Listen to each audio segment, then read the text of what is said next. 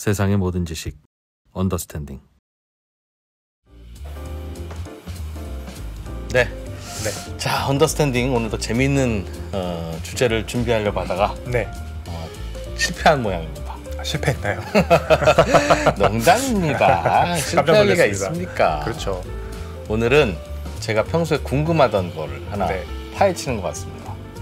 사람이 몹쓸병에 걸려서 생존이 어려워요.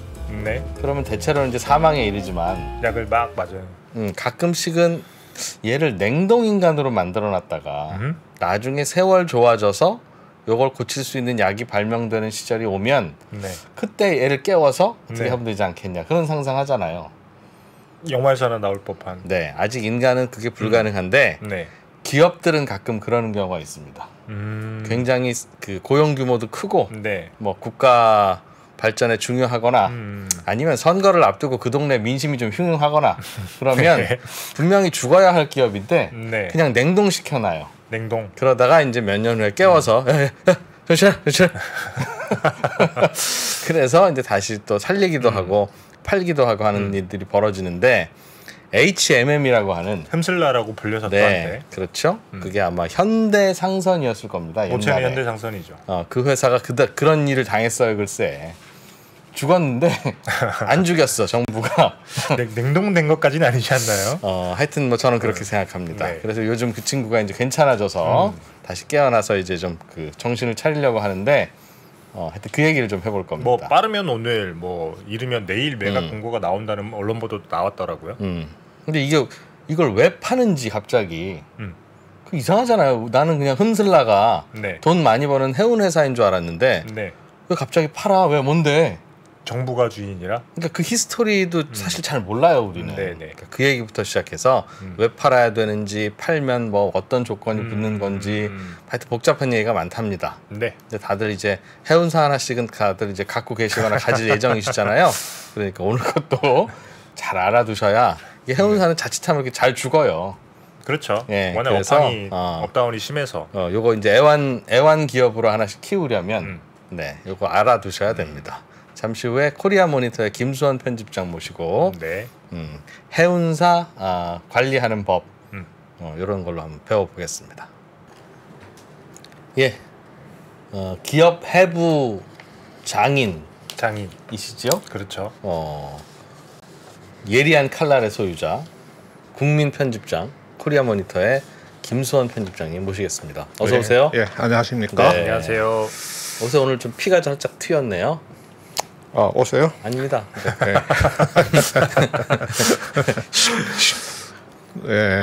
HMM, 옛 현대상선이. 현대상선이죠. 옛날 현대상선이 이제 지금 HMM, 아까 말씀하신 대로 이제 한때 뭐 흠슬라 이렇게 불렸었는데, 지금 최대 주주가 산원하고 그 해양진흥공사죠. 해진공. 그렇죠. 쉽게 말해서 이제 정부인데. 뭐 산원의 최대 주주가 기재부고, 또 뭐 국토부도 좀 지분을 가지고 있고, 그 다음에 그 해진공은 최대 주주가 기재부하고 그 해수부거든요. 그러니까 어차피 그 HMM 지분을 산원하고 해진공 두 군데서 한 40% 합해서 40% 정도 가지고 있으니까 뭐 정부가 HMM을 가지고 있다 뭐 말해도 무방하고, 또 이 HMM 아까 그 김상훈 프로가 이야기한 것처럼 이 방송 끝나면 아마 나라장터에 매각 공고가 올라와 있을 수도 있어요. 아니면 오늘 안 올라오면 내일 오전 중에 매각 공고가 뜰 것 같은데, 지금 이 뭐 정부의 의중이죠. 지금 제일 문제됐던 게 이게 매각 구조를 어떻게 짜느냐 하는 게 굉장히 그동안의 큰 이슈였거든요. 그냥 뭐 정부가 가지고 있는 뭐 구주, 그냥 지분을 매각한다고 하면 그 지분을 매각을 하면 되는데, 이 연구체가 들어있어요 안에. 근데 일반 연구체가 아니야. 일반 연구체가 아니고 거의 대부분이 CB 전환사채로 발행된 연구체가 있고, 약간 그 연구 BW, 그러니까 연구 신주 인수권부 사채 뭐 CB나 BW나 사실 뭐 거의 비슷하죠. 네. 약간의 그 영구 BW와 거의 대부분의 영구 CB가 들어있다 보니까 이 주식 전환 이슈가 또 여기에 엮여 있는 거예요. 그러다 보니까 이 매각 구조 짜는 게 굉장히 그 복잡했는데 그 매각 구조가 지금 어느 정도 드러난 것 같아요. 어떻게 이제 이걸 팔겠다 하는 것도 좀 드러난 것 같고, 이제 뭐 확인은 매각 공고를 봐야지 정확한 걸 알 수 있겠지만 지금 어느 정도 알려져 있는 것 같습니다. 그래서 지금 오늘 그 HMM 주가가 올랐어요. 네. 올랐는데 한 6.7% 정도, 23,000원 오늘 종가 찍었죠. 한 네. 7% 가까이 올랐는데 이게 사실은 예상 밖으로 주가가 오른 거예요. 왜냐하면 그렇죠. 최근에 그 HMM 이 발행했던 그 영구 시비를 그 산은하고 해진공이 갖고 있는데, 이번에 그 매각을 진행하면서 그 시비를 상당 물량을 주식으로 전환한다는 보도들이 계속 나왔거든요. 네. 그럼 네. 발행 주식 수가 늘어나잖아요. 많이 늘어나죠. 네. 기존에 뭐 산은이 가지고 있던 HMM 구주에다가 CB 형태로 가지고 있던 것을 다 또 주식으로 전환해 가지고 판다 그러니까 주식 수가 늘어나니까 이게 HMM 주가에 안 좋은 영향을 줄 거다 이렇게 예상했는데, 오늘 그 HMM 그 매각이 본격화된다는 뉴스가 나오면서 오늘 주가가 7% 가까이 올랐어요. 그래서 저도 오늘 주가가 좀 뭐 보합이거나 아니면 약간 떨어질 가능성이 있지 않겠나 봤는데 의외로 이렇게 주가가 올라가지고 그 부분도 좀 생각을 해볼 여지가 있고 좀 그런 것 같습니다. 일단 HMM은 지금 그럼 최대 주주가 산업은행이에요? 예, 그 그림으로 보시면 네. 조금 이해가 쉬우실 것 같은데요. 그림을 한번 보시면 이렇습니다. 지금 산은이 20%, 해진공이 뭐 19.9니까 그냥 20%로 봐도 됩니다. 각각 20% 40 해서 40%를 가지고 있고, 저기는 왜 저 지분을 갖고 있게 된 거예요? 옛날에 뭐 그 채권을 출자 전환한 것도 있고요. 현대상선이 예. 쓰러졌을 여기 채권단이었죠. 돈 그러니까 빌려주고 그걸 주식으로 전환했다. 그렇죠. 산은은 이제 채권을 출자 전환하고 네. 그 뒤에 이제 일부 유상증자에도 좀 참여를 하고 뭐 이랬던 게 있고, 해양진흥공사는 그때 뭐 펀드를 통해서 뭐 출자 유상증자할 때 들어갔었던가 정확하지는 않은데 하여튼 뭐 출자 전환, 유상증자 등등으로 해서 이 지분을 가지고 있죠. 해운산업 구조조정할 때 말씀하시는 거죠? 예, 맞습니다. 그래서 저 40% 지분을 누구한테 그냥 돈 많이 줄 사람 하고 손들게 해서 팔면 제일 간단한데. 그렇죠. 네. 이게 2억 주거든요. 정확하게 뭐 1억 9,800만 주인데 주식 수로는 2억 주입니다. 그러니까 이게 여기 보시면 총 발행 주식 수가 이제 4.89억 주니까 네. 총 발행 주식 수가 4.89억 주니까 그 중에 2억 주니까 한 40%를 산은하고 해진공이 들고 있는 거죠. 네. 그래서 오늘 주가가 2만 원 조금 넘게 종가인데 뭐 2만 원으로 본다면 시총은 한 9.8조 정도 이렇게 되죠. 그러면 저것만 팔아도 그냥 주식 가치만 그렇죠. 따져도 4조네요. 맞습니다. 예. 그래서 산은하고 해진공, 산은 측이 가지고 있는 걸 2억 주로 보면 이 2억 주에다가 그냥 단순히 오늘 종가 한 2만 원으로 본다면 이것만 해도 4조가 되죠. 근데 이것만 판다고 해도 4조에 경영권 프리미엄 한 30% 먹이면 그쪽 5조 2천억 정도에 팔 수 있는 건데, 근데 이게 문제가 뭐냐면 이 보시는 것처럼 이 192회차부터 197회차까지 거의 다 전환사채죠. CB. 요게 하나 이제 BW 있습니다. 요거 하나 있으니까 그냥 전환사채라고 통일해서 이야기 드릴게요. 자, 이렇게 전환사채가 18년부터 20년까지 쭉 발행됐습니다. 뭐 2천억, 3천억, 뭐 500억, 뭐 3,600억 이렇게 해가지고 이게 산은이 가지고 있는 게 1조 3,400억. 그 다음에 해진공이 1조 3,400억. 두 개 합치면 2.68조예요. 800억. 네, 2.68조거든요. 예. 근데 이 2.68조 같으면 2.68조의 연구 시비 같으면 이 전환 가격이 5,000원밖에 안 돼요. 그러니까 이 5,000원 기준으로 이 2.68조를 주식으로 전환을 해버리면 네. 5.36억 주가 되는 거죠. 그러니까 5.36억 주의 그 잠재 주식이 있는 건데. 저거는 산업은행과 해진공이 18년, 19년, 20년 저 HMM이 어려울 때 저만한 돈을 캐시로 그렇죠. 계속 넣어준 거죠. 꽂아준 거죠. 네. 그리고 나중에 원금과 이자를 돌려받든, 그렇죠. 아니면 주식으로 전환해서 주식으로 갔든. 그렇죠. 예. 지금은 그러니까 주식으로 갖는 게 좋은 거죠. 지금 주식으로 전환하는 게 그 산은이나 해진공 입장에서는 일반적으로 좋다고 봐야죠. 왜냐하면 전환 가격은 5,000원이니까 네. 산은이나 해진공은 HMM한테 그냥 5,000원에 네 주식 달라. 그러니까 말하자면 시중에서 2만 원에 거래되는 상품을 산은이나 해진공은 얘네들은 그냥 5,000원에 살 수가 있는 겁니다. 옵션이 있는 거니까. 예, 그런 게 있는 거죠. 근데 이제 지금 이게 뭐가 문제냐면 이 정부에서는 올 연말까지 HMM을 매각을 완료를 하겠다는 거거든요. 네. 근데 올 연말까지 매각을 하는 데 있어서 가장 큰 문제거리가 뭐냐면 이 그림에서 보시는 요겁니다. 요거. 지금 이 18년에 발행된 거잖아요. 네. 2003,000이니까 합치면 1조입니다. 1조 원의 그 CB가 이게 지금 발행 후 5년 경과 시점부터는 이 금리가 이렇게 튑니다. 스텝업으로. 그러니까 5년이니까 18년 10월에 발행했으니까 23년 10월부터는 금리가 튄단 말이죠. 석 달 남았네. 네. 근데 이제 그 HMM에서는 금리가 튀기 전에 조기 상환을 할 수 있는 권리가 있죠. 네. 아, 우리 조기 상환하겠다. 근데 산은이나 해진공도 그걸 막을 권리가 있습니다. 네. 아, 우리는 주식 전환하겠다. 이렇게 그렇죠. 주식 전환권을 행사를 할 수가 있는 거예요. 그러니까 HMM 입장에서는 금리가 튀니까 우리 조기 상환하겠다고 조기 상환권을 행사를 하려고 할 텐데 산은이나 해진공 입장에서는 왜 잠깐만 기다려. 우리가 주식으로 바꿀 거야. 주식으로 바꿀 거야. 왜냐하면 지금 2만 원짜리 상품을 5천 원에 그렇죠. 우리가 살 수 있걸랑 그러면서 주식으로 전환을 할 수가 있는 거죠.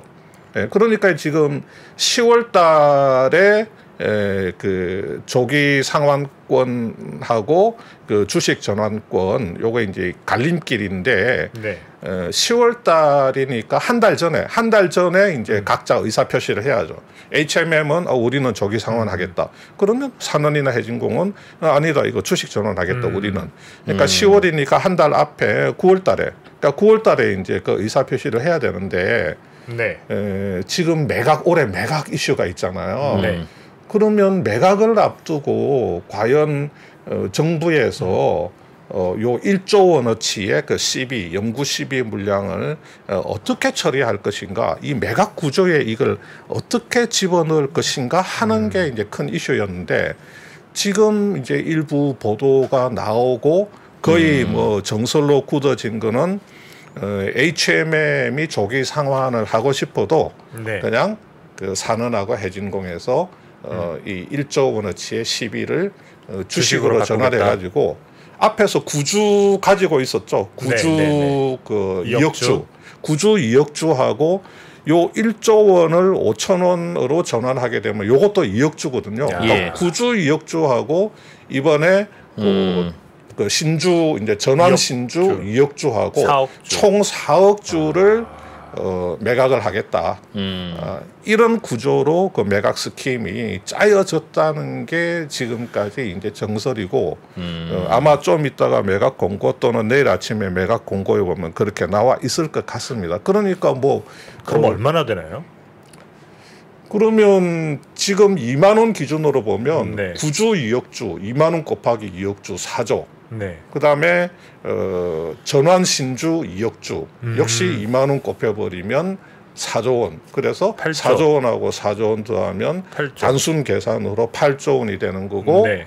거기에 경영권 프리미엄 한 30% 정도 때려버리면 한 10조가 넘어간다는 와. 그런 이야기가 되는 거죠.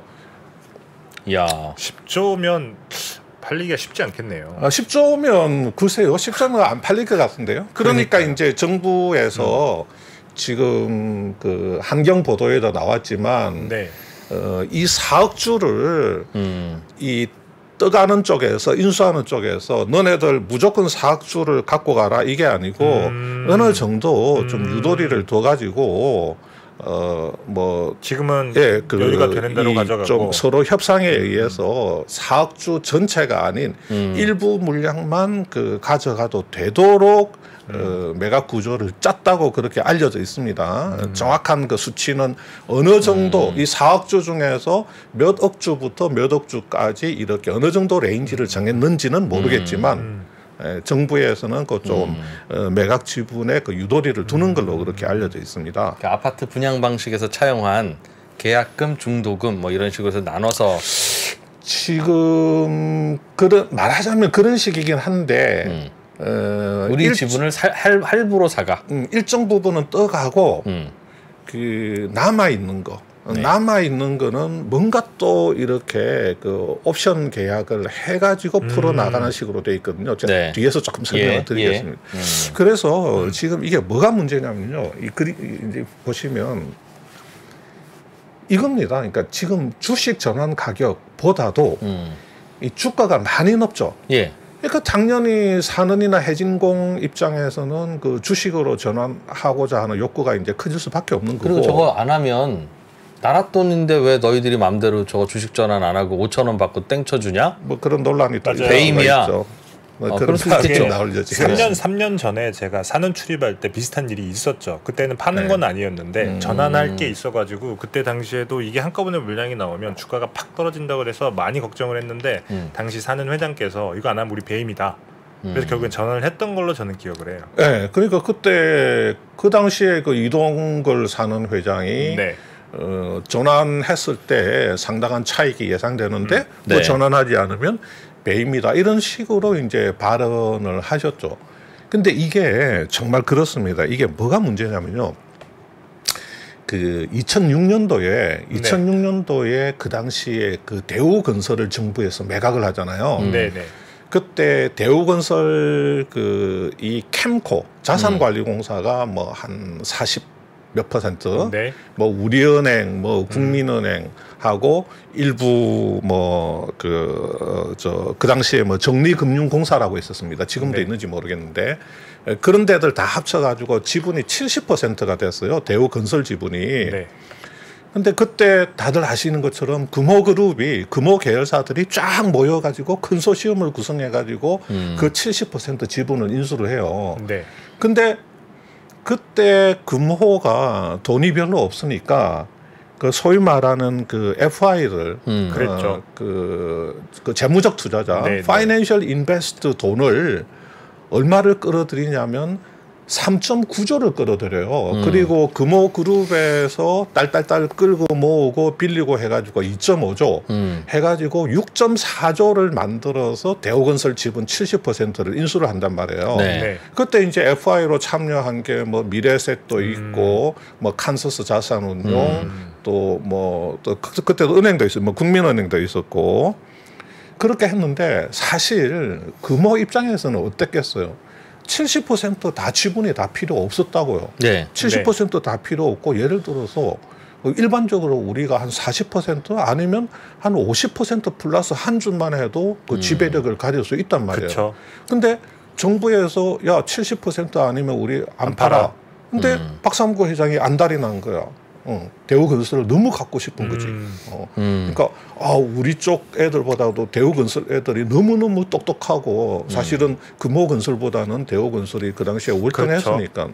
그러니까 이제 나중에 뭐 박삼구 회장이 뭐 그 우리는 대우건설 사람을 샀다고 이야기까지 했는데 어쨌든 간에 그걸 샀단 말이에요. 얼마를 주고 샀느냐. 그때 대우건설 주가가 14,000원인데 주당 26,200원에 사는 거예요. 와. 90% 프리미엄을 주고 사는 거야. 예.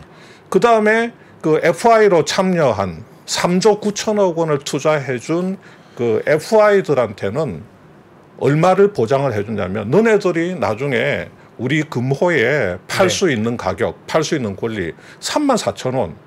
그러니까 이 14,000원의 시중에 거래되던 대우건설 주식을 FI들은 나중에 2006년에 거래가 있었는데 2009년에 34,000원에 팔 수 있는 풋옵션을 FI들이 다 보장받은 거예요. 그 다음에 금호도 그 사는 가격이 26,200원, 90% 프리미엄이 붙은 가격이었거든.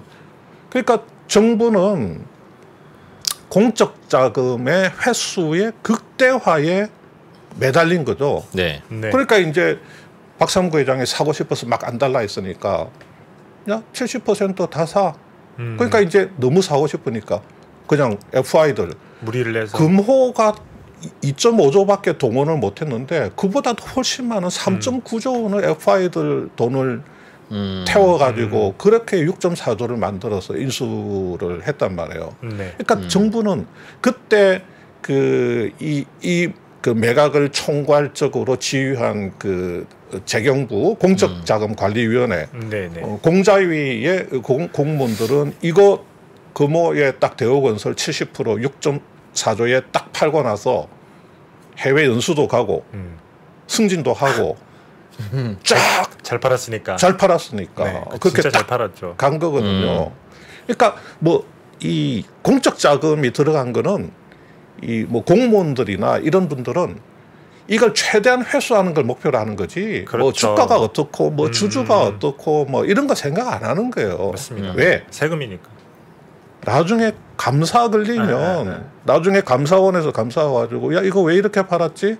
너네들 왜 지금 주가가 2만 원인데 지금 전환 가격이 5천 원밖에 안 되는데 이거 왜 전환 안 했지? 그렇죠. 될 논리가 없어요. 맞습니다. 그 논리가 없으면 창창한 앞날에 잿빛 먹구름이 끼기 시작하는 겁니다. 공무원들은. 그러니까 이 산은이나 이 정부 쪽에는 이 그 1조 원 올해 10월 달에 그 조기 상환 그 콜옵션 그 스텝업 금리가 도래하는 그때 그냥 이거 안 하고 전환 안 하고 HMM이 조기 상환하도록 허용을 할 수가 없어요. 허용을 할 수가 없는 겁니다. 기본적으로. 그러니까 주식 전환 안 하면 배임이다 그 말인 거죠? 예, 결과적으로는 그런 이야기죠. 그러니까 한번 생각해 보세요. 자,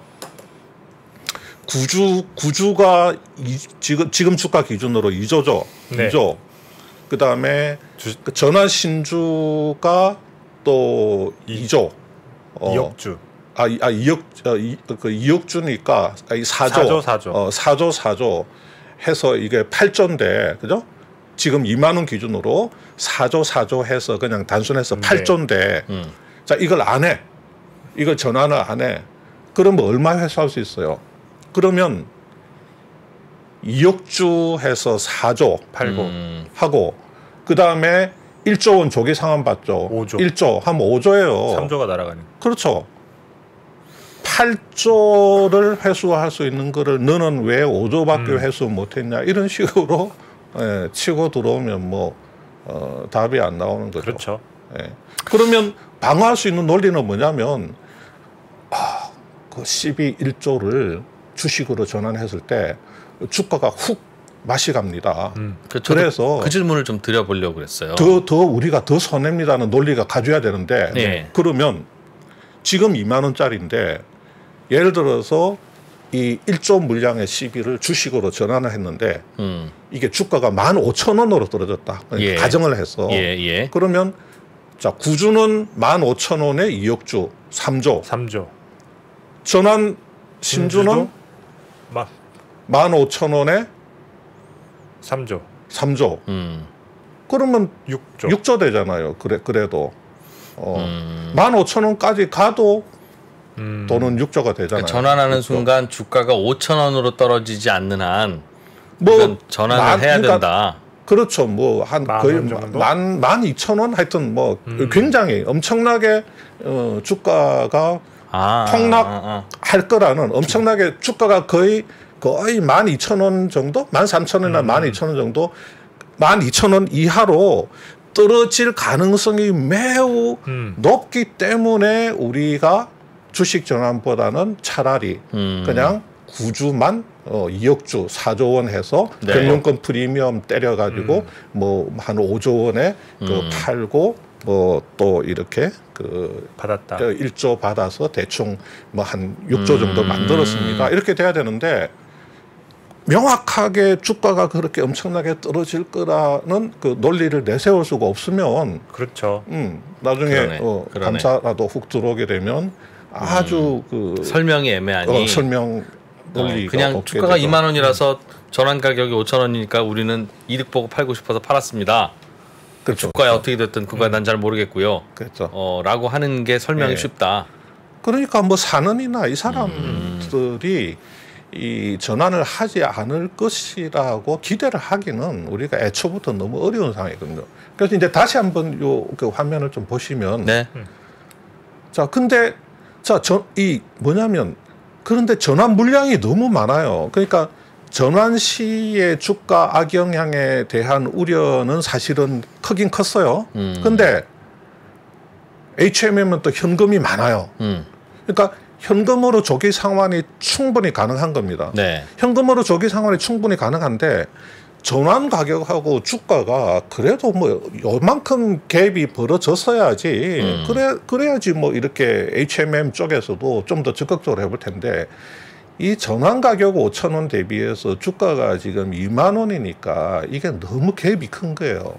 그러니까 정부 쪽에서 공무원들 입장에서는 이거 전환할 수가 안 할 수가 없는 건데 그러면 이제 이 전환 물량을 얼마로 했을 때 이게 주가에 이제 어느 정도 영향이 갈 수 있느냐 이런 걸 뭐 잘 그 분석을 해서 우리가 흔히 말하는 이 뭐 배합 비율을 잘 맞춰야 되는데 이거 뭐 누가 장담할 수 있겠습니까? 그쵸. 주가가 어느 정도 뭐 떨어질지. 이거 주식 전환은 언제까지 안 하면 그 권리가 사라지는 옵션입니까? 계속 갖고 있죠. 그렇죠. 이게 그때 딱 그 기간이 있기는 있는데 이게 계속해서 이렇게 그 오기는 와요. 이 전환할 수 있는. 2018년에서 5년, 그러니까 3개월 후에 5년이 되는 이건 주식 전환 안 하고 그러면 HMM이 그냥 조기 상환 해버리겠군요. 해버릴 수 있는 권리가 조기 상환 청구가 들어오면 조기 상환을 HMM 쪽에서는 하고 싶어 하겠죠. 할 권리가 있는 건 아닙니까? 할 권리가 있는데 돈이 있으니까 나 조기 상환하겠습니다 할 수 있는데 사는 쪽에서 아니야. 그걸 무력화시킬 수 있는 권리로 주가가 전환하니까. 좋은데 나는 주식 전환하고 알겠습니다. 싶은데 하면서 그냥 주식 전환권을 행사해버리면 조기 상환권은 무산이 되는 그럼 올해 거죠. 10월 25일 전에는 조기 상환이든 전환이든 결정을 해야 되는군요. 그렇죠. 둘 다 그냥 조금 나중에 생각하자라고 밀어줄 수 있는 게 아니네요. 미룰 수 그렇죠. 있죠. 예. 조기 상환권을 안 하면 스텝업 돼서 스텝업이 되니까. 그렇죠. 만약에 많은 뭐 이자를 내면 HMM이 되니까. 조기 상환권을 행사하지 않으면 그냥 올라간 금리로 뭐 사는 쪽에서도 그냥 주식 그 전환권 행사하지 않고 그냥 스텝업 금리로 해서 HMM 이자를 더 물고 갈 수는 있죠. 그러나 근데 이제 지금 매각 이슈가 있기 때문에 올해까지 매각을 해야 된다는 이슈가 있다 보니까 지금 야 이거 물량을 얼마나 매각을 해야 되지? 그러면 9주 2억주에다가 10월 달에 그 콜옵션 만기 돌아오는 그 1조 원어치 그 2억 주는 같이 합해서 4억 주를 매각을 하자. 이렇게 지금 매각 스킴이 매각 스트럭처가 짜여졌던 걸로 그렇게 지금 파악이 되고 있는 거죠.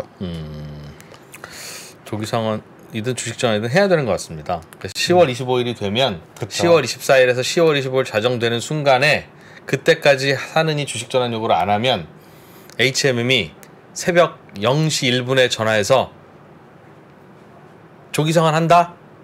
전화 딱 끊으면 그럼 조기 상환 하는 것 같아요. 그죠? 예. 우리가 먼저 조기 상환 한다고 했으니까. 그러니 24일까지는 주식 전환을 하든 말든 해야 되네요. 뭐 조기 상환 옵션이 콜 옵션이 있으니까 HMM에. 예. 지금 그래서 이 정부 입장에서는 신속하게 팔아야 되고 네. 지금이 그 매각적기란 말이에요. 지금 코로나 이후에 HMM이 돈을 많이 벌었죠. 그러니까 그렇죠. 지금 갖고 있는 현금이 한 10조 넘게 있을 겁니다. 근데 지금 이제 해운 경기 자체는 이제 일단 피크는 쳤잖아요. 지금 조금 3분기가 성수기인데 네. 성수기에도 지금 그 운임이 그렇게 이제 크게 그렇죠. 좋지는 않은 걸로 알고 있거든요. 그러니까 지금이 일단은 가격적기니까 빨리 연내에 팔아야 되는데 또 좋은 가격으로 팔아야 돼요. 다시 말하자면 신속하게 판다는 거는 인수자가 과도한 그 부담을 안 가지는 수준에서 그 책정이 돼야 되고 이 좋은 가격이라고 하는 거는 정부 입장에서는 그 공적 자금 회수를 또 많이 할 수 있는 어떤 적정한 가치를 산출을 해야 되는데 이게 이제 지금 뭐 굉장히 이제 어려운 그런 그 약간 딜레마적인 그런 난제죠. 지금 그렇죠, 주가가 지금 그렇죠. 어디로 흘러갈지 오늘은 주가가 오르기는 했는데 뭐 내일도 이제 계속해서 이제 주가가 좀 견조하게 갈지 뭐 어떤 변화가 있을지를 좀 알기가 어려우니까요. 근데 HMM 같은 경우에 실제로 그 우리 주주들은 지금 조기 상환을 엄청나게 원하고 있죠. 왜냐하면 이게 2억 주가 지금 주식으로 전환된다. 근데 일부 1조, 그러니까 2.68조의 시비 중에서 1조가 전환되는데 그게 2억 주란 말이에요. 그러니까 아직도 1.68 남아있죠. 조가 남아 있으니까 예.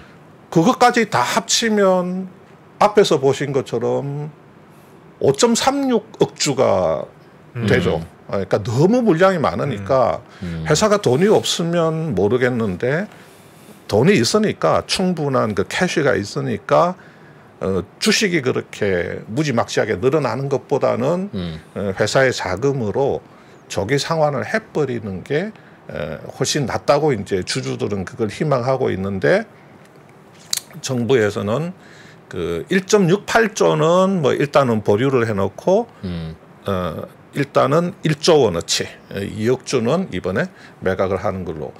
지금 뭐 이게 그 HMM 그 재무제표를 이렇게 한번 보시면요.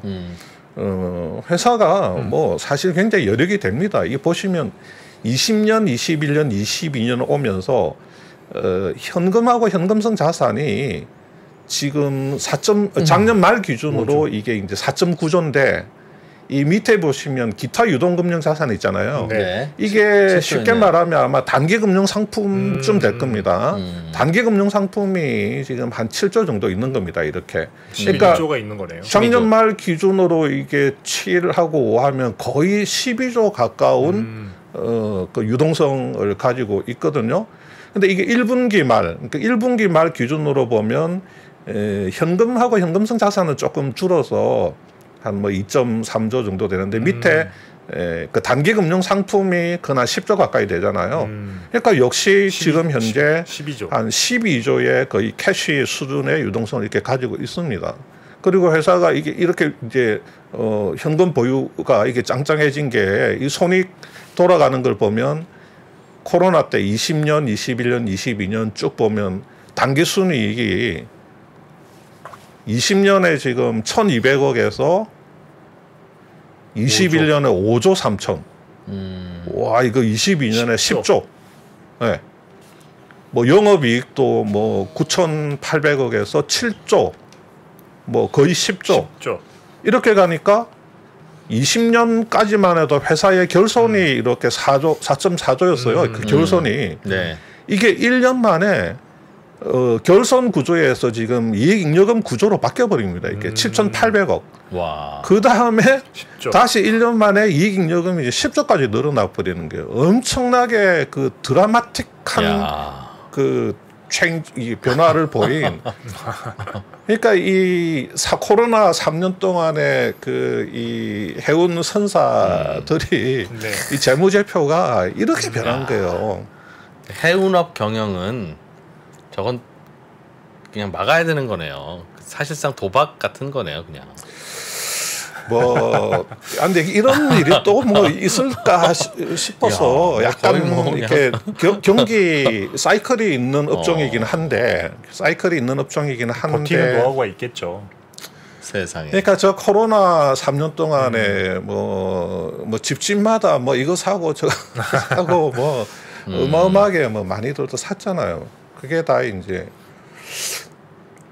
근데 이게 뭐냐면요. 이 그림이 뭐냐면 아까 김상훈 프로가 이야기한 것처럼 21년 6월 달인가 이때 한 6천억 정도 그 당시에 그 CB 연구체를 그 주식으로 전환을 했어요. 산원하고 해진공이. 네. 이렇게 주가가 잘 가고 있다가 뚝 떨어졌네. 5월 말 넘어가면서 이 주식 전환하면서 이렇게 주가가 이렇게 꺾여버렸습니다. 그래서 한 4, 5만 원 정도 가던 주가가 요게 아마 그 21년 말쯤인데 21년 말에는 2만 원대까지 떨어졌어요. 4, 5만 원대 올라갔던 게 이게 이 주가가 이렇게 떨어지게 된 가장 큰 이유가 이 그 물량 그 주식 그 발행 주식의 이제 급격한 증가 때문으로 그렇게 보고 있거든요. 그러니까 HMM 주주들은 사실은 그 연구체의 주식 전환에 대해서 이런 뭐 전례가 또 있기 때문에 굉장히 민감할 수밖에 없죠. 사실상 주가는 저 전환을 전제로 주가가 형성되어야 되는 게 아닌가요? 그러니까 누가 봐도 주식을 전환하는 게 맞다. 내가 사는 이라면 이건 주식 전환할 것 같다. 라면 주식 전환이 된다고 보고 주식 수도 그렇게 늘려서 잡고 회사 가치 감안해서 그래서 그 주가가 그렇죠. 거래돼야지. 네. 그게 왜 주식 전환을 안 할 거라고 가정하고 주가가 형성된 후에 주식 전환을 하면 주가가 내려가는 왜 이상한 모양새가 만들어집니까? 그렇죠. 원칙적으로 그 회사가 그 18년도부터 그 네. 20년도, 21년도까지 한 2.68조에 그 192회부터 뭐 197회차 그 CB 발행된 게 몰래 사부작 발행해가지고 재무제표 사업보고서에도 기록을 안 한 게 아니고 만천하에 공개를 하고 했고 그게 다 사업보고서에 다 나와 있고 애널리스트 리포트나 이런 데서도 다 언급이 되고 뉴스로 다 나왔기 때문에 뭐 이 주식을 사고 투자를 하시는 분들 입장에서는 이 회사가 그 연구체가 일반 연구체도 아닌 연구 CB하고 그 연구 BW가 이만큼이나 발행돼 있고 회사 주가가 뭐 2만 원, 2만 5천 원, 3만 원 가네? 그러면 이게 나중에 이게 주식으로 전환될 수밖에 없겠구나 하는 거를 예측을 하는 게 정상적이에요. 네, 정상적이죠. 근데 모르겠어요. 저도 그렇게 이 투자자들은 항상 조금 긍정적인 쪽으로 생각을 하다 보니까 이런 그 연구 CB나 연구 BW에는 별로 익숙하지 않고 보통 맨날 이제 이렇게 보면 연구체는 그냥 조기 상환이래. 그냥 상환을 하더라. 뭐 스텝업이 되니까 이런 것만 봐왔단 말이에요. 그러니까 이 연구 CB나 연구 BW의 특성에 대해서는 그렇게 깊이 생각을 안 하고 약간 좀 낙관적으로 어떤 그 희망, 그 희망적인 쪽으로 좀 생각을 한 게 아닌가. 그 다음에 또 뭐 정부에서 이게 해운업 그 지원한다고 과거에 그렇게 엄청나게 지원을 해줬는데 지금 그 뭐 일부에서 네. 사는 정부를 바라보는 시각은 뭐 그렇게 표현해놨더라고요. 사채업자, 악덕 사채업자. 너네들 뭐 왜 1조 원어치 전환해가지고 4조 원 가치로 팔아먹으려고 그러느냐. 이거는 뭐 도둑놈 아니냐. 뭐 이런 이제 이야기를 하시는 분도 있는 거예요. 그거 내 돈인데? 국민 세금이잖아요. 그리고 뭐 사실 전체 HMM에 얼마나 공적 자금이 들어갔는지는 많은 분들이 잘 모르실 거 아니에요. 근데 그거 대비해서 평가를 하는 게 맞을 텐데 네. 단순히 5천 원짜리를 2만 원에 파는 게 말이 되냐라고 하는 건 좀 근데 그게 사는 혹시 해본 적 있습니까? 그동안 사는과 그 해진공이 집어넣은 돈 대비 네. 뭐 이자 대충 계산해서 네. 이번에 얼마에 팔면 이른바 똔똔이고 그거는 계산을 안 해봤습니다. 한번 나중에 계산 한번 해주세요. 네. 뭐 벌기는 버는 것 같습니다. 제가 보기엔 그래도. 산은하고 해진공은 많이 예, 돈 남기죠. 번 것 같아요. 네, 많이 남깁니다. 예. 예. 지금 현재 주가 정도에 그 전환하고 그 다음에 구주 가지고 있는 거. 그 구주 뭐 네. 유상증자나 아니면 그 출자 전환했던 가격 이런 거 뭐 그걸 다 자료를 다 모아서 분석을 한 건 아니지만 상당히 그 많이 그 남는다고 봐야죠. 지난해 기사를 찾아보니까 지난해 3월이라서 주가가 조금 다르긴 할 텐데 그때 해수부 장관이 투입한 공적 자금의 3배에서 4배 정도는 회수할 수 있을 것 같다라고 인터뷰를 한 기사가 있긴 하네요. 뭐 3-4배 먹은 거죠. 근데 지난해 3월이니까 주가 차이가 좀 많이 있을 거 아니에요. 지금보다도 주가가 그렇죠. 좀 한참 높을 때니까. 뭐 그래도 공적 자금 투입했다가 빠져나오는 게 어디예요? 그렇죠. 그래서 이제 지금 그 매각 구조를 지금 알려진 내용을 기반으로 해서 보시면 이 그림을 한번 보시면요. 지금 현재 그 사는 측의 구주 지분율이 아까 40%라 그랬잖아요. 네. 2억 주. 근데 연구체 1조를 주식으로 전환을 하게 되면 지분율이 58%까지 올라갑니다. 그러면 2억 주 더하기 2억 주 4조 더하기 4조 해서 아까 우리가 8조 계산이 나온다. 그래서 경영권 프리미엄을 30%를 때리면 이거 10조 넘어가는 거 아니냐. 그런 이야기를 했는데 지금 알려지기로는 이 58%의 지분을 다 파는 게 아니고 인수자가 원하는 만큼 다만 최저선을 29%로 인수자가 만약에 나는 58% 다 인수할 능력이 있다. 네. 난 좀 돈이 좀 있걸랑 그러면 58% 다 가져가도 좋다. 그러나 29%에서 58%까지 해서 인수 부담을 좀 감소를 시켜주고 그 다음에 연구체 잔여 물량이 있잖아요. 예. 2.68조에서 1조 전환하면 1.68조가 남잖아요. 0.68조가 남죠? 아니지 2.68조에서 그렇죠. 1조 빼면 예, 예. 1.68조가 남죠. 이게 이 1.68조의 일부가 24년에 조기 상환 가능한 시점이 돌아옵니다. 그 회사 쪽에서 콜옵션 행사 가능한 시점, 네. 그 스텝업 금리 적용 시점, 25년에 또 일부가 돌아와요. 와, 저 지분만 해도 요게 그렇죠. 전량 주식 전환하면 30%. 이번에 58% 팔아도 또 30%가 생기는 거예요. 이거를 전량 주식으로 전환하면. 근데 요게 야. 이게 어차피 이 58%를 어떤 기업이 단독으로 다 인수해갈 수는 없고 아마 일부만 떠간다고 보면 예. 그 산은이나 해진공도 그냥 그 이 매각 이후에도 이제 주주로 남게 되죠. 그러면 새로운 인수자하고 그 여전히 이제 주주로 남게 되는 산은 측하고 주주 간 협약을 해서 네. 양측의 어떤 권리를 부여를 한다는 겁니다. 그러니까 어떻게 부여를 하냐면 자 24년에도 또 오고 25년에도 또 오는데 이렇게 24년, 25년에 그 조기 상환 그 가능 시점이 딱 도래를 했을 때 그때 HMM 주가가 전환 가격인 5,000원보다도 높으면 산은이 시가로 그 인수자에게 매각을 할 수 있는 권리를 부여를 하고 그러니까 풋옵션이 되겠죠.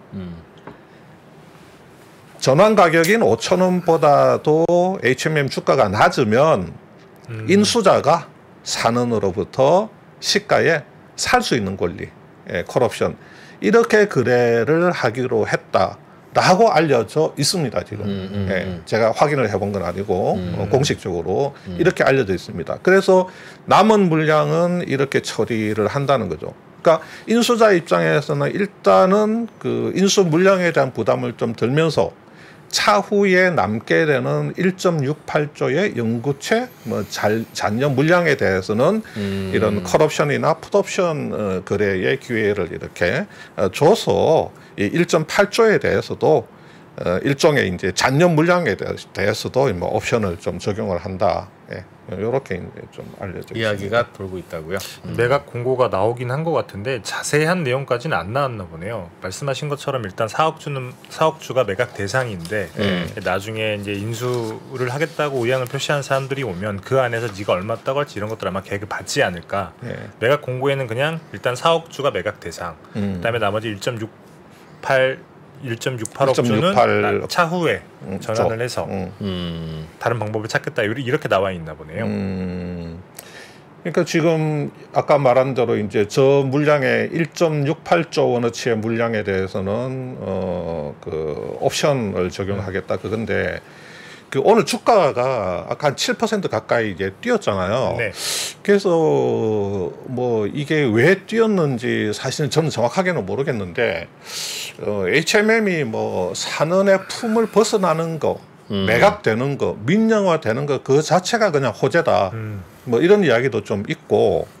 그 다음에 그 산은이나 해진공의 그 이 전환 주식 전환 물량 자체가 이게 사실은 뭐 상당 기간 좀 보호에 해소되는 물량 아닌가 실질적으로는 뭐 산은이나 해진공이 뭐 주식으로 전환해 가지고 그렇죠 팔지 않을 거니까 뭐 그거를 갖다가 뭐 이렇게 막 시장에 던진다든지 할 건 아니니까. 그렇죠. 그러면 뭐 어떤 그 시장 그 충격도 뭐 당분간은 크게 걱정 안 해도 되니까. 그리고 그 오늘 그 한경 일면에 마침 그 SM 그룹의 그 우호연 회장이 인터뷰를 했어요. 매각 공고가 나면 즉시 HMM 그 인수 그 입찰에 뛰어들겠다 이렇게 이야기를 해서 그 인터뷰 내용이 또 꽤나 화제가 됐어요. 그 인터뷰 내용이 좀 재미가 있어서 제가 간단하게 좀 소개를 한번 해드리겠습니다. 그 SM그룹은 지금 현재 HMM 3대 주주입니다. 이미 한 6.5% 지분을 가지고 있어요. SM그룹은 그 SM은 아니죠? 뭐 이게 삼남아이더스. 우리 저기 이수만 옛날에 그 SM이 아니고 삼남아이더스인데 이 우 회장이 뭐라고 이야기를 하냐면 산은이 1조 연구체를 주식으로 전환하면 응찰에 응하지 않겠다고 이렇게 선언을 했어요. 안 들어오시겠네요. 자, 오늘 매각 공고 나왔습니다. 아침에 이 기사가 나왔는데 본인이 이렇게 공식적으로 언론에 밝혔기 때문에 근데 매각 공고에서는 연구체 주식 전환이 나와버렸기 때문에 지금 SM 나가리입니다. 근데 내용을 한번 볼게요.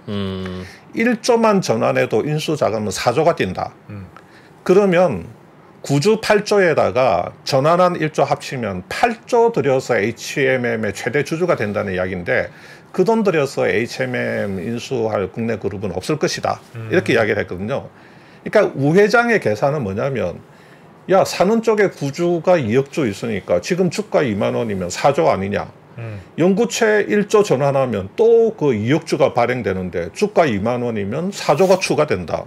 이거 8조 아니냐. 이런 계산법인 거고 근데 시장에서 추정하는 거는 그 주가는 이렇게 지금 HMM이 그 4.89억 주인데 네. 여기에 전환 주식 2억 주가 들어가면 물량이 40%가 증가하는 거잖아요. 네, 네. 주가가 좀 조정받지 않겠느냐 그렇게 되면 그래서 9주가 4조가 아니고 한 3조 정도 될 거고 이 전환되는 신주도 4조가 아니라 3조 정도 되면 합해서 6조 그러면 여기에 경영권 프리미엄 한 20%만 가자. 그러면 한 7.2조 정도가 되는데 이 7.2조라고 해도 어마어마한 부담이 될 수가 있죠. 그렇죠. 인수자 쪽에서는 그러니까 한경에서 보도 나온 대로 아까 보시는 것처럼 네. 지분율 협상이 가능하다. 이걸 다 인수하는 게 아니고 그 인수 원매자 쪽에서 조금 요구하는 쪽으로 맞춰줄 수 있다. 그러니까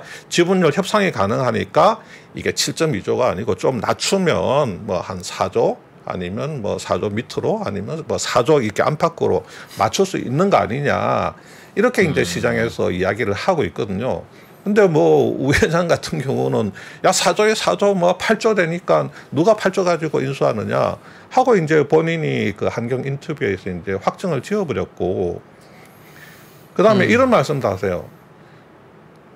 정부는 전환사 시비를 주식으로 전환하지 않았을 때 배임 행위를 우려하는 것 같은데 아니 1조를 넣어놓고 4조를 걷어가는 것은 매각하지 않으려는 않겠다는 의사로 시장에서는 받아들일 거다. 그렇게 하면 그 정부가 대승적 차원에서 접근해야 된다. 전환사채는 말 그대로 대출이니까 사느니 HMM에 대출한 만큼 이자율을 붙여서 회수하면 되는 거 아니냐. 그게 HMM 소액 주주를 위한 길이기도 하다라고 말씀을 하셨어요.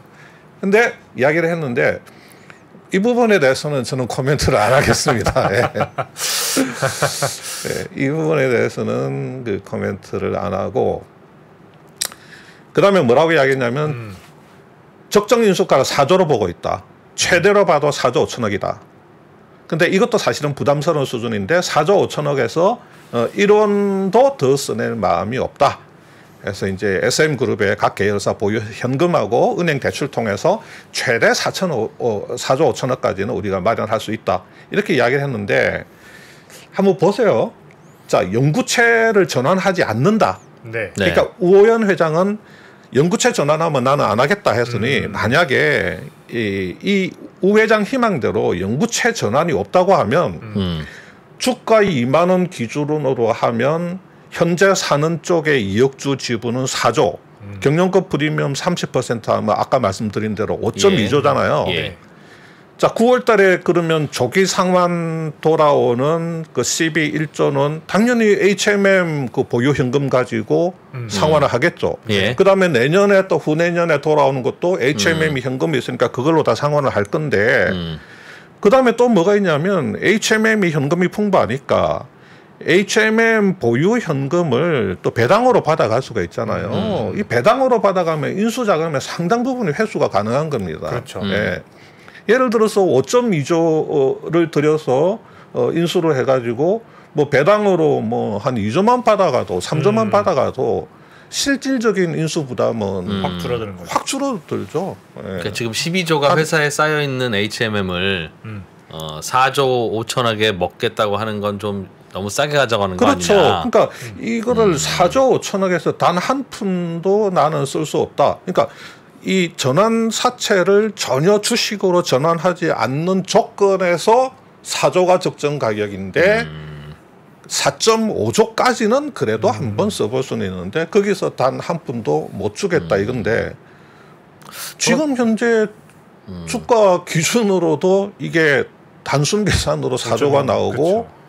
프리미엄 붙으면 5조가 넘어가고 그 다음에 회사 그 캐시로 얼마든지 또 상당 부분 회수할 수 있고 배당으로 또 회수할 수 있는 부분이 있는데 그 저는 이해를 못 하겠더라고요. 어떤 계산에 의해서. 근데 이거야 뭐 SM의 입장일 수도 있는데 네. 12조 캐시가 있는 회사를 4.5조 이상은 안 주겠다는 SM이 있으면 우리가 5조 주고 살게, 네. 6조 주고 우리가 살게 하는 데가 나오면 되는 거 아닙니까? 그렇죠. 네. 나올 만한 데가 없어요? 캐시가 12조 있는데?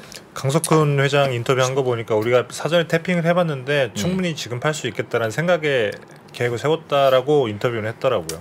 근데 그거야 항상 팔 때 바람 누가요? 잡는 거고. 사는 회장. 아, 사는 회장이. 네. 그거야 뭐 우리 인수자가 없습니다. 저희도 걱정이에요라고 발표할 수는 없잖아요. 지금 뭐 이야기 그렇긴 나오는 하죠. 게 지금 여전히 뭐 맨날 이야기 나오는 게 포스코 이야기 나오고 있죠. 현대에 나오고 있죠. 지금 현대차 그룹 이야기 나오고 있죠. 또 LX 그룹 나오고 있죠. 무슨 하림 그룹도 이제 조금 이야기가 툭툭 나오고 있습니다. 난 CJ 그룹은 왜 나오는지 모르겠는데 CJ 그룹도 이야기가 나오고 있어요.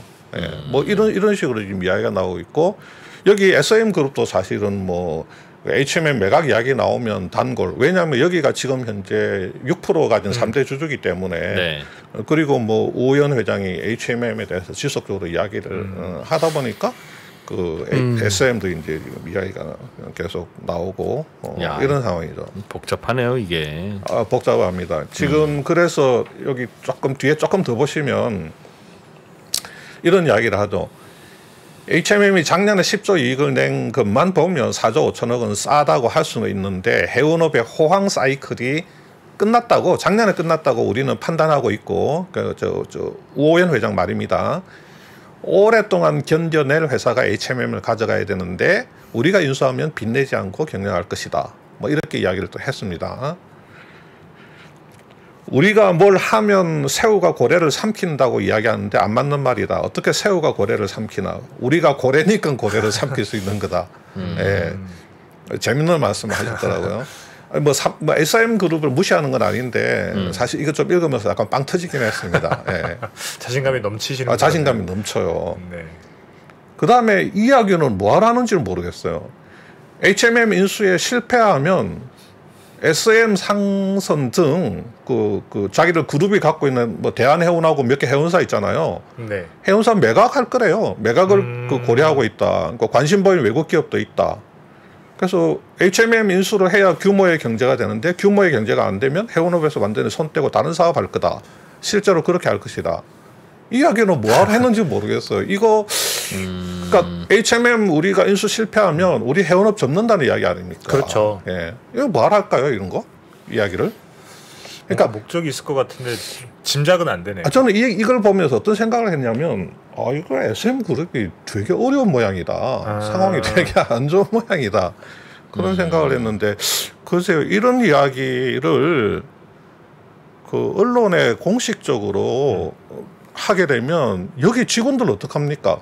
그렇죠. 여기 직원들 해운계열사 직원들이었어요. 근데 회장이 우리 그 1조 원어치 12 그거 주식 전환하면 우리 입찰 안 한다 해놓고 HMM 인수에 실패하면 우리 해운계열사 매각 고려하고 있는데 외국 기업들 관심 있는 데도 있고 우리는 해운업에서 손 떼고 다른 거 할 것. 그러면 지금 여기 있는 SM 상선이라든지 여기 대한해운이라든지 여기 해운 계열사들 거기 있는 직원들은 뭐 어떤 심정이 들까요? 인터뷰에 나온 대로라면 매각 공고가 나온 순간부터 거기는 이미 지금 운명이 정해진 오늘 거죠. 짜로 지금 SM 그룹은 해운 계열사 매각에 들어가는 겁니다. 지금 인터뷰대로라고 하면 매각 뭐 확정은 아니겠지만 매각 검토에 들어가는 겁니다.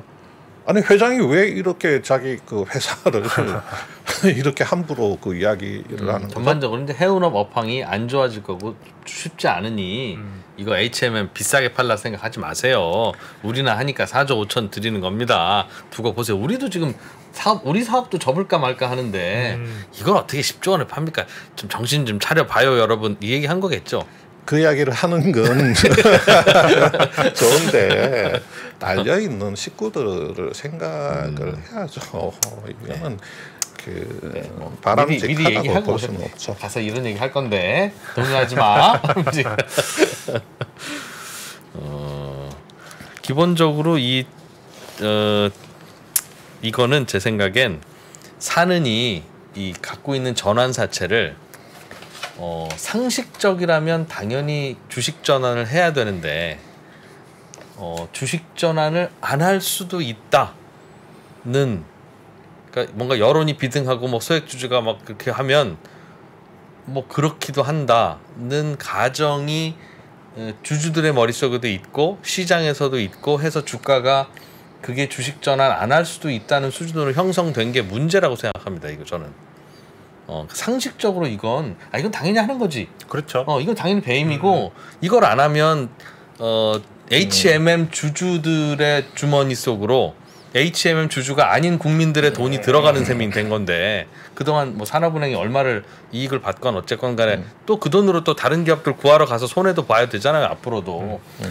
너무 당연한 건데 우리나라에는 너무 당연한 거지만 또 이제 여론이 이상하게 어떻게 돌면 또 이상하게 또 넘어가기도 하는 케이스가 계속 있으니까 이게 주가가 그래서 또 어떻게 반영해야 될지 모르는 상태에서 지금 붕 떠 있는 것이 매각을 좀 쉽지 않게 만드는 거 아닌가. 그래서 산은을 팔고 HMM을 사고 팔고 하는 것도 중요하지만 그냥 이거는 그냥 상식적으로 생각하는 거고 이런 고민은 안 하는 걸로 앞으로는 그런 선례를 좀 만드는 것도 중요하지 않나 싶어요. 사실 이미 한번 그런 선례도 있는데 그렇게 기대를 했다는 것 자체가 상식적인 건 아닌 것 같다는 생각도 들긴 합니다. 이제 일반 그 소액 주주들의 그 마음은 뭐 충분히 그 100분 이해는 하는데 제가 아까 말씀드린 대로 뭐 저는 이제 쭉 그런 어떤 그 정부가 지분을 가지고 있다가 매각하는 그를 보면서 실제로 그 일을 하는 뭐 공무원들하고도 이야기를 해보면서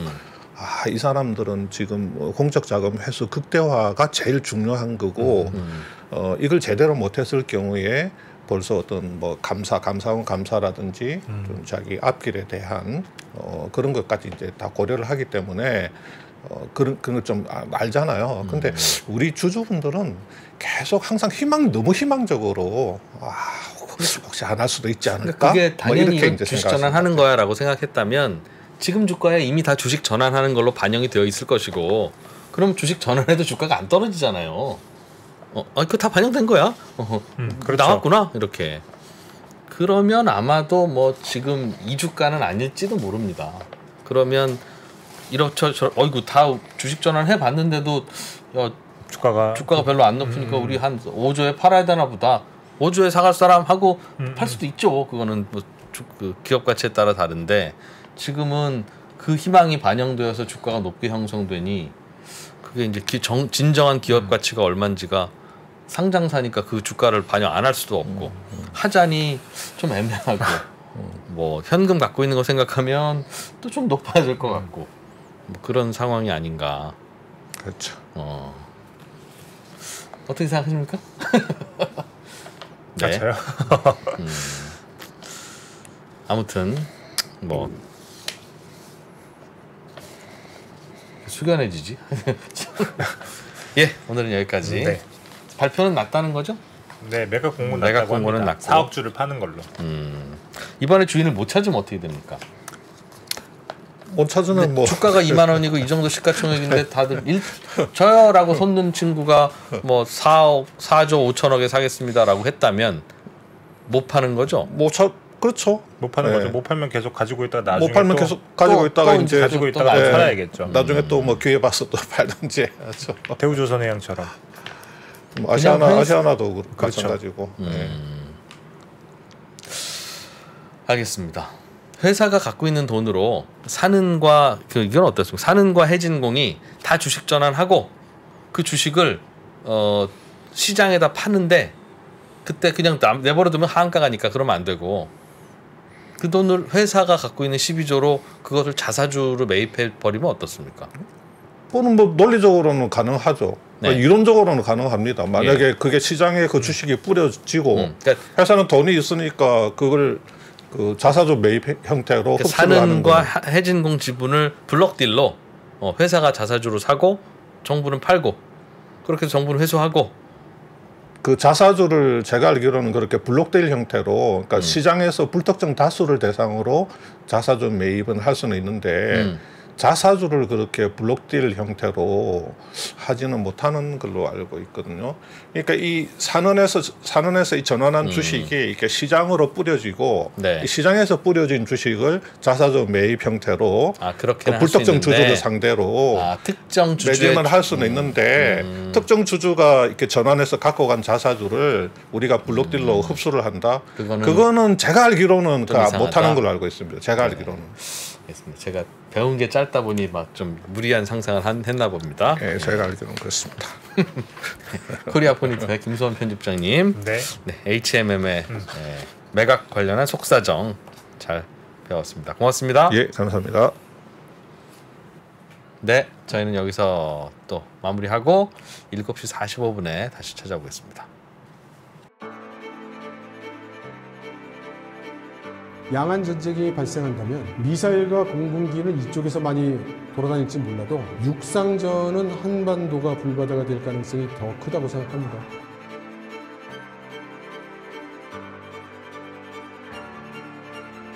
미중 관계를 새로운 시각으로 접근해 큰 인기를 끌었던 이철 박사의 강연 달라진 중국, 달라질 중국의 후속편이 책으로 나왔습니다.